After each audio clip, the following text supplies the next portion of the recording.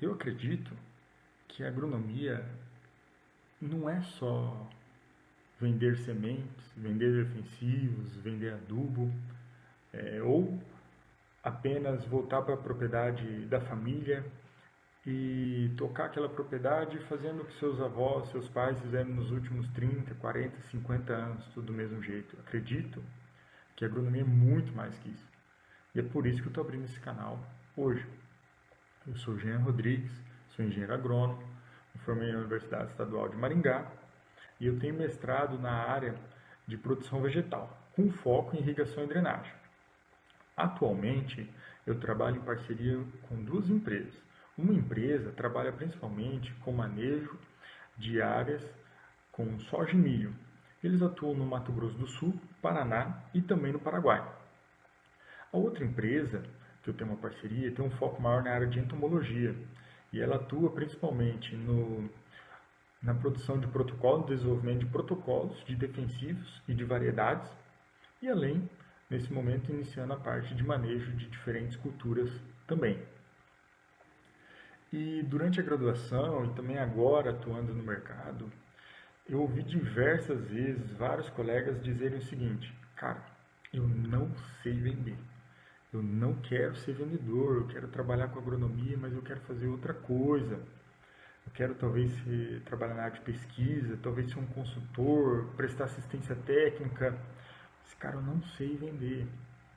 Outros colegas falam assim: minha família tem fazenda, mas tudo que eu proponho eu não consigo pôr em prática. Meu pai ou meus tios me barram, eu não consigo fazer a diferença. Muitas coisas me faltam confiança e eu não consigo fazer a diferença.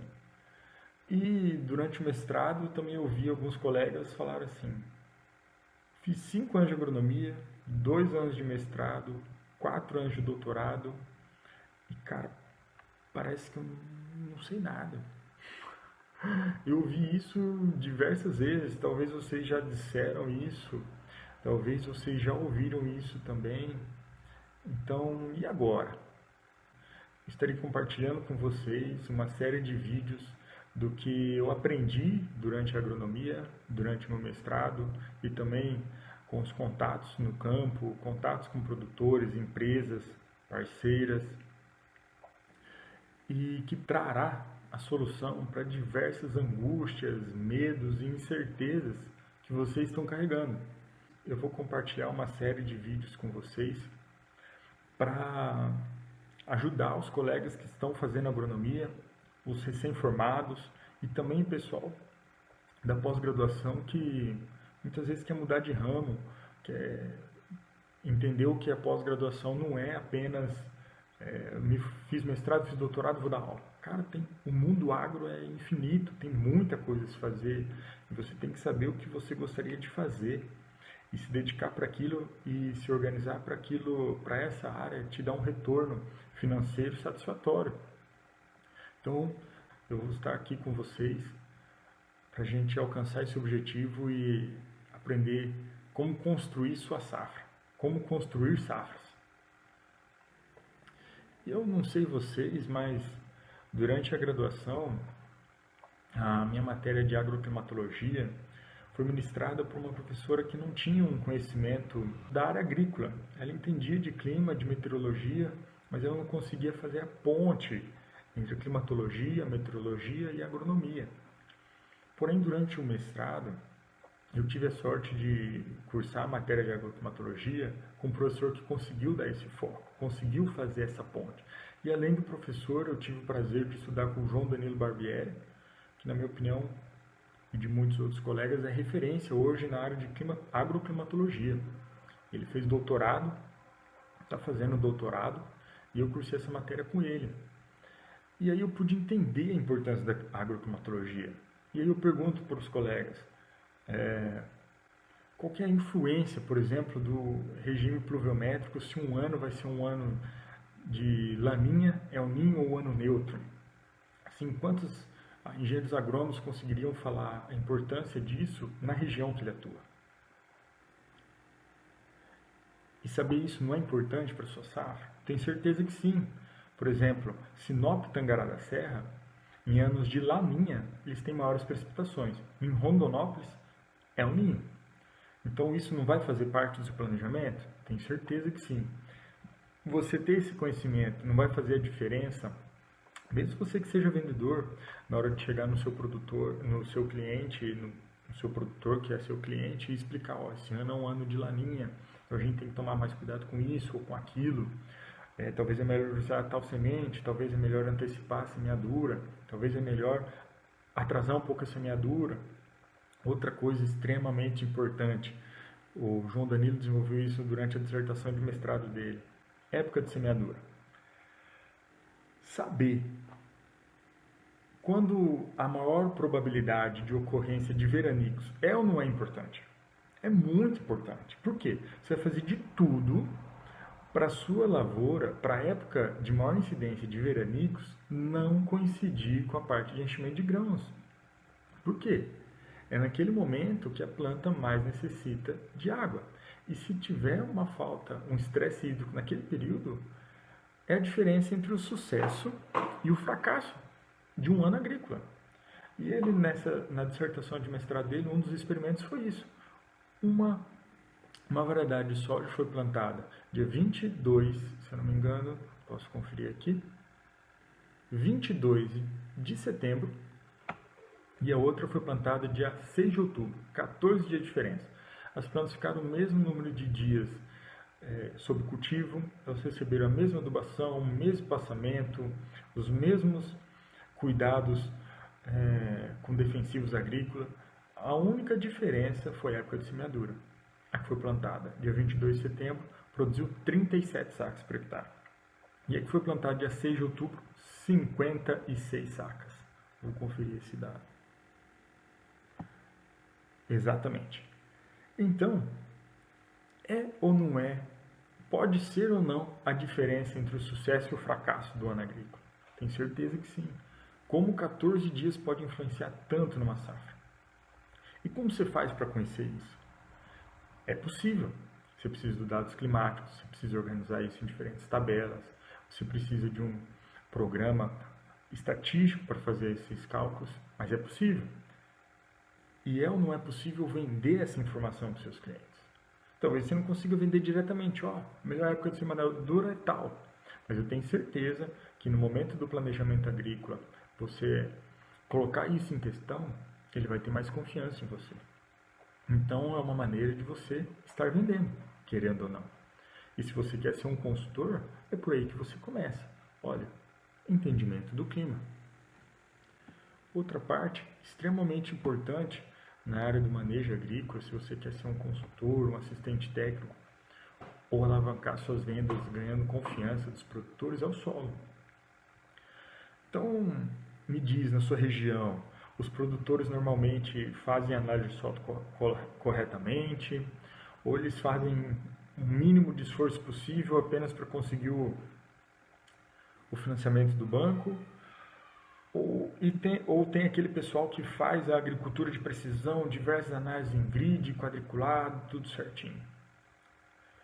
E muitas vezes os dois não produzem a mesma coisa, ou muito próximo, mas um gastou uma nota preta e o outro fez meio mais ou menos e a produção foi parecida. É porque nem sempre a agricultura de precisão no nome é feita corretamente. Um quadriciclo, fazer um monte de análise, nem sempre vai dar resultado, porque a agricultura de precisão é muito mais do que um mapinha colorido. Tá, mas então como eu faço a análise de solo? Olha, a primeira coisa, você pode encontrar a propriedade pelos sites que disponibilizam imagens satélite gratuitamente e você vai fazer uma primeira análise da imagem com índice de vegetação, que seria o NDVI. Por esse índice de vegetação, você já vai ter uma boa ideia de como foi a safra passada, se teve falhas, onde produziu mais, onde provavelmente produziu mais, onde provavelmente produziu menos. E o que você vai fazer? Você vai imprimir esse mapa, chega lá no produtor e vai falar assim: produtor, essa área aqui você realmente produziu menos? Ah, produzi. Ah, eu tive um problema, a gente pisou muito nessa área, o vizinho ficou manobrando aqui por algum motivo e essa área produziu pouquíssimo mesmo. Você já entendeu o motivo. Tá, então, por exemplo, essa área produziu muito. Aí o produtor falou assim, mas é que aqui tinha um curral, então provavelmente tem mais matéria orgânica, né? Então você já vai tendo um conhecimento maior sobre a área, confirmando o que você suspeitou nas imagens em DVI com o produtor, caminhando. E você separou as áreas, vamos supor, de alta, média e baixa produtividade. Aí depois você fez as análises, fez a retirada de amostras nessas zonas de manejo, fez análise química e você identificou que as áreas de média produtividade baixa não tinha tanta diferença de nutrientes entre elas. Aí você vai fazer outro tipo de análise, você vai fazer as análises físicas. Por quê? Olha, como que produz tão menos e as áreas estão recebendo com a mesma disponibilidade de nutrientes? Aí você pode perguntar, mas a análise física é cara, não tem laboratório na minha cidade, como que eu faço? Fica bem difícil. Aí eu falo que tem uma análise que é feita com uma carta que é chamada VES, Visual Evaluation of Soil Structure, que seria a avaliação visual da estrutura do solo. Com essa carta, você consegue apenas com uma pá e uma bandeja ter uma boa ideia de como está a estrutura do seu solo e assim identificar possíveis manejos necessário, precisa colocar uma braquiária, esse ano, em vez de fazer uma safrinha, eu vou colocar uma cultura de cobertura para tentar melhorar a estrutura desse solo. A partir disso, você vai desenvolver um planejamento para alcançar altas produtividades, para quebrar essas barreiras. Você vai encontrando os problemas, identificando e traçando planos para como quebrar essas barreiras de produtividade, para sempre construir a sua safra da melhor forma, construir lucros. É isso que a gente quer. Outra coisa que eu gostaria de perguntar é: na sua região, é comum a utilização de coletores de esporos? A matéria aqui do Paraná chegou nos dados de que nas áreas que não tinham coletores de esporos, a média do Paraná é de 2,2 aplicações de fungicida. E nas propriedades que tinham coletor de esporos, essa média caía para 0,7 aplicações. Ou seja, é quase 3 vezes mais aplicações quando você não tem um coletor de esporo. E o coletor de esporo nada mais é do que um produto artesanal. Você consegue fazer isso com canos de PVC, com algumas abas, precisa ter uma estrutura para ele não ficar bambo, e dentro dele você tem uma lâmina de vidro com alguma fita, algum material aderente que os esporos, se houverem, vai aderir ali, aí depois, regularmente, você precisa retirar essa fita, levar para um laboratório, ou você mesmo pode comprar um microscópio. Hoje, um equipamento desse custa próximo de R$ 1.300 e já resolve seus problemas. Então imagina, eu gosto de trabalhar apenas com doença, eu não gosto muito da parte de solos, não tenho muita intimidade com essa parte, eu acho um pouco complicado, quero trabalhar com doenças. Cara, compra um microscópio. Oferece esse serviço para os seus colegas. Eu tenho vários colegas que querem trabalhar com a parte de solos, mas não entendem nada de doença. Vende o coletor de esporos para eles vão entregar para os clientes deles, e aí semanalmente ou regularmente, dependendo, precisa definir um período de tempo exato, você passa, coleta e faz análise. Precisa ser aplicado, não precisa, aplica só em tal lugar, tal talhão precisa, tal talhão não precisa. Aí uma saída. Aí você vendendo, aí você trabalhando com algo que você realmente gosta.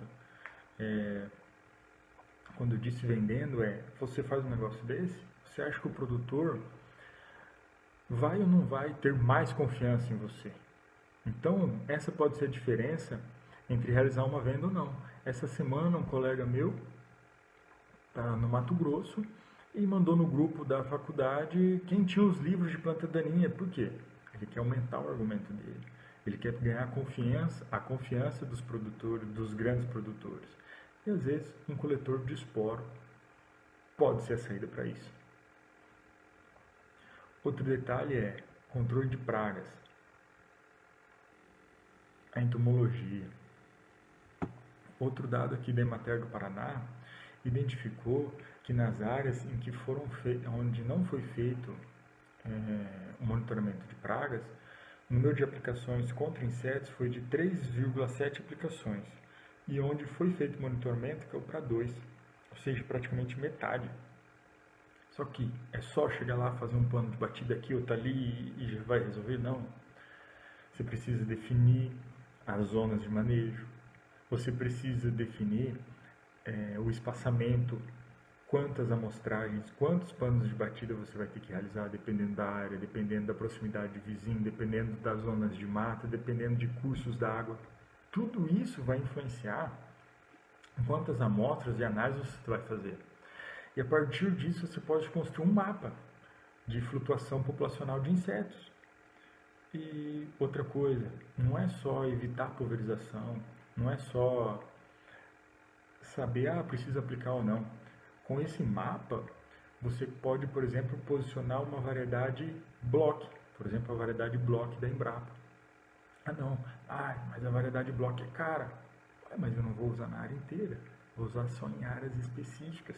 Talvez o caro vai ser barato, que vai te evitar uma pulverização, ou vai te evitar 2 pulverizações, entendeu?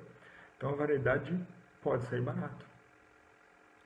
E é mais um serviço que você pode entregar. Cara, eu não tenho tanta intimidade com doenças, mas a parte de entomologia eu gosto muito da interação com a planta e eu quero trabalhar com amostragem de insetos. Isso não é só na soja. Você pode se especializar na amostragem de insetos para cana. A gente consegue disponibilizar materiais e ajudar vocês nisso. Então, tudo isso são saídas para você trabalhar com o que você gosta. Ter um salário, uma remuneração que você julga se satisfaz as suas necessidades e você é feliz fazendo isso. Entendeu? Outro detalhe são as plantas daninhas.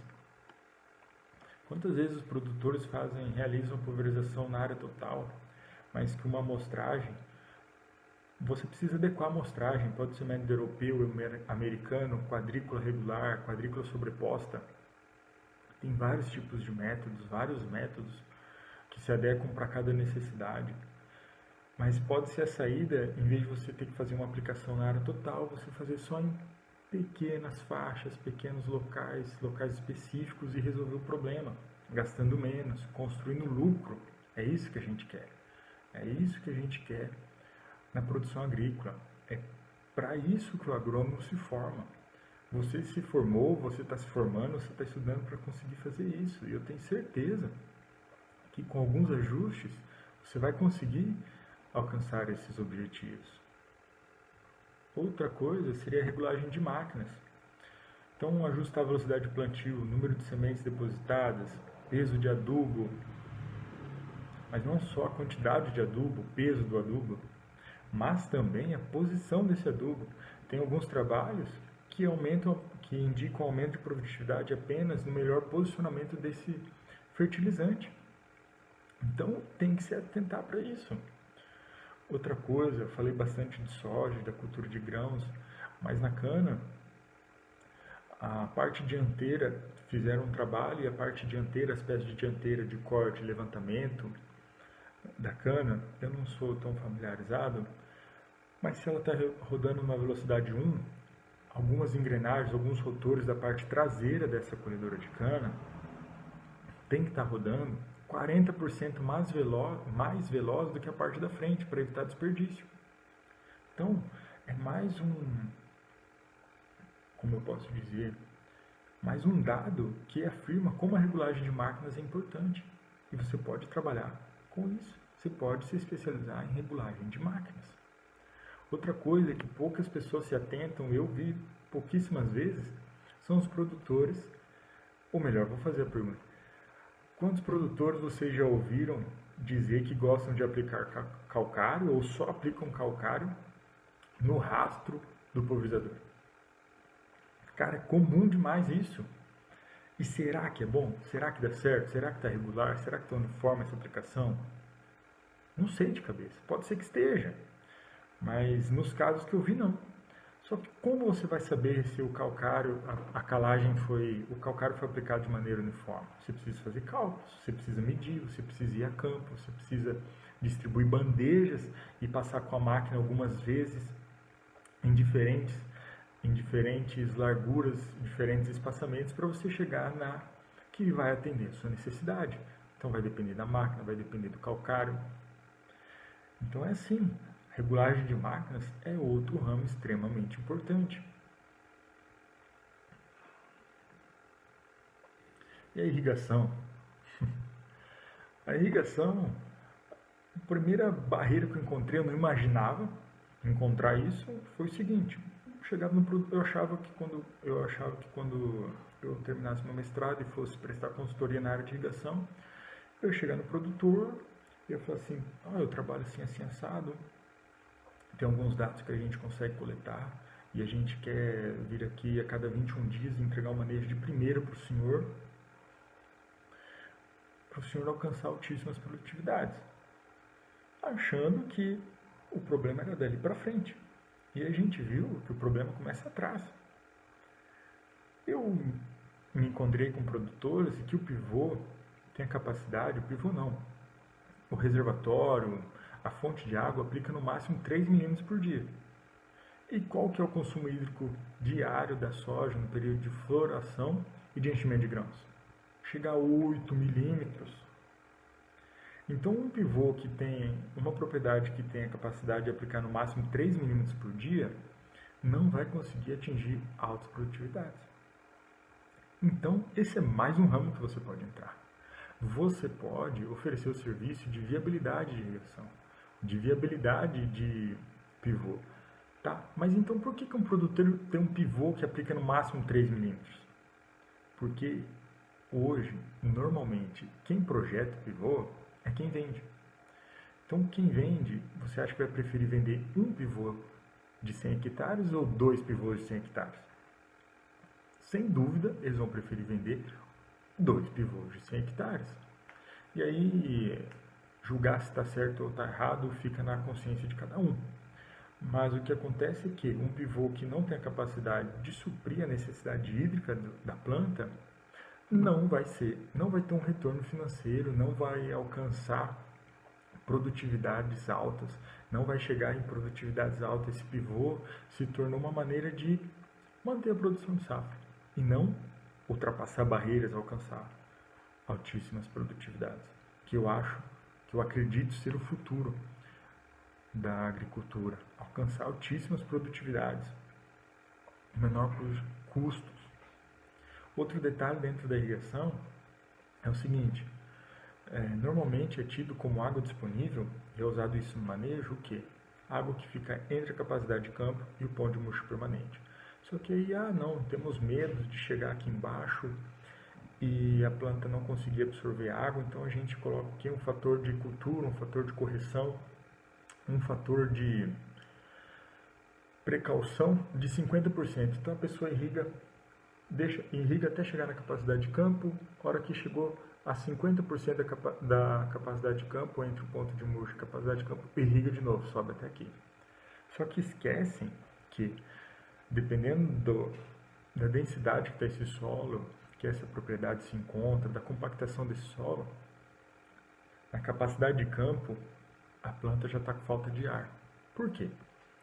No solo, nos poros do solo, ou nós temos ar, ou nós temos água. Então, se você coloca água demais, você tem falta de oxigênio.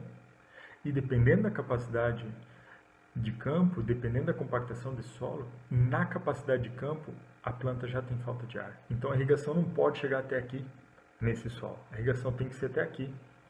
E ela não pode nem descer tanto, senão já vai faltar água também. Às vezes a irrigação tem que ser super estreita. E como você conhece isso? fazendo análises físicas do solo, diversas análises, mas é possível chegar nessa faixa. E aí, aos poucos, você vai construindo a estrutura do seu solo e aumentando um pouco essa faixa, que vai permitir uma irrigação um pouco mais, uma irrigação controlada com um pouco menos esforço. Outro detalhe é o seguinte,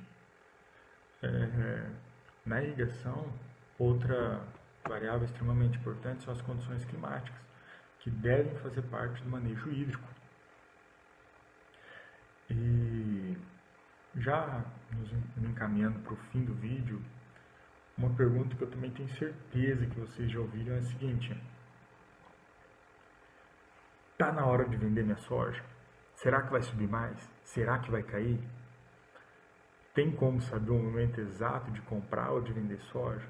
Olha, eu digo que o momento exato é impossível, mas nós podemos trabalhar com regiões e também com indicativos, com a estatística, com o histórico de preço, com demanda, com oferta, com procura, e tomar essa decisão com base nesses parâmetros com maior segurança. A soja é uma commodity, a soja é um produto, então o que define o preço é a oferta e demanda. A oferta pode aumentar se a safra for boa, pode diminuir se as condições climáticas for menor, ela pode aumentar se a demanda pela população for maior e diminuir se for menor. Só que existem programas estatísticos, programas de análise que são usados para análise gráfica de empresas cotadas na bolsa. Só que esses programas também podem ser usados para cotação de soja. Você pode usar indicadores estocásticos, indicadores relativos de força relativa.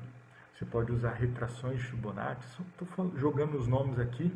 Depois a gente vai se aprofundar nos próximos vídeos. Mas isso são ferramentas que podem fazer você tomar uma decisão, que vão fazer você tomar uma decisão com maior segurança. Então, um exemplo. A soja bateu R$ 85,00. Os indicadores estão todos indicando venda. O que você faz? Você vende uma parte. Você não vende tudo. Por quê? A soja pode subir mais, não pode? Então você não vende tudo, vende uma parte. Se subir mais um pouco, você vende mais uma parte. Se subir mais um pouco, aí você vende mais uma parte. Com isso, o seu preço médio vai ser bom. Na média, seu preço vai ser bom. E a mesma coisa na compra. Olha, a soja caiu. Será que eu compro? Olha, os indicadores estão dizendo, indicador de força relativa, indicador estocástico, o histórico de preço, a procura está indicando que os preços já estão em um bom momento de compra. O que você faz? Você compra. Vamos supor, se você tem silo, você compra. Se você é uma cooperativa, se você recebe grãos, você vai comprar essa soja. Putz, mas caiu mais, o que eu faço? Compra mais um pouco. Entendeu? E assim, o seu preço médio de compra também vai ser bom. Então, a gente não pode tentar acertar no meio do buraquinho do olho da mosca. A gente tem que dar um jeito de acertar a mosca, né? Então a gente acertou ela, mesmo que um pouquinho para cá, um pouquinho para lá, se a gente acertou ela, já está bom. Porque acertar exatamente a compra no fundo e a venda no topo, isso é impossível, isso é aposta. E a gente não trabalha com aposta, a gente trabalha com dados, com informações. Então, em resumo, o que eu posso dizer para vocês é o seguinte: eu estarei compartilhando com vocês um pouco do que eu aprendi e que eu tenho certeza que será a solução para alguma dessas angústias, desses medos de quem está fazendo agronomia, de quem já acabou de se formar, de quem está na pós-graduação com medo do mercado, por não estar abrindo concurso. Como é que eu vou ser professor? Eu só sei ser professor. Não, você sabe muito mais coisa. Talvez precise de uma mão para acertar tudo isso. Mas o que eu quero é que vocês consigam trabalhar com o que vocês amem e que vocês entendam, acredito que a maioria já entendeu, que a agronomia não é só isso. A agronomia não é só vender um produto, não é só vender uma semente, não é só receber grãos, não é só isso. Ela é isso também, mas ela é muito mais. Então o que eu posso dizer para vocês é, se vocês gostam de trabalhar com entomologia, Cara, dá para você fechar com alguns produtores próximos da sua cidade. Você vai visitar semanalmente esses produtores, você vai economizar pulverizações para eles. Tem certeza disso? Com isso, você gera resultado. Se você gera resultado, você vai ser retribuído por isso. Você pode montar coletores de esporos, comprar um microscópio, montar uma centralzinha de avaliação de esporos. Com isso, vender esse serviço para os clientes, ou melhor, ou talvez vender para os seus outros colegas que são engenheiros agrônomos e não fazem essa parte. Agora, se você quer trabalhar com solo, eu quero trabalhar com amostragem de solo, mas eu não tenho dinheiro para comprar um quadriciclo. Você pode começar amanhã com uma furadeira e alguns potes. E, cara, você pode estar fazendo agricultura de precisão com esses equipamentos. Eu te garanto isso. Não, eu gosto muito de clima. Então, o que você pode fazer? Você pode ter uma rede de estações meteorológicas suas e cobrar mensalidade para entregar essa informação para os produtores da região que a sua rede de estação meteorológica cobre, ou para a cooperativa. Ou você pode fazer tudo isso. Você pode entregar a estação meteorológica, usar no planejamento de safra.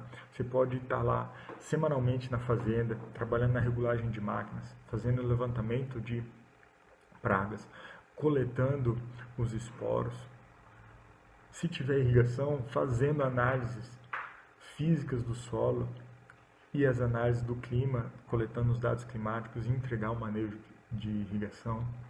E além de tudo isso, fazer as análises gráficas para conseguir vender a soja nas melhores regiões, sempre com aquilo, sem querer acertar o fundo do fundo e o topo dos topos, porque é com segurança, com estudo, com trabalho que a gente segue construindo safras. Forte abraço, fiquem com Deus.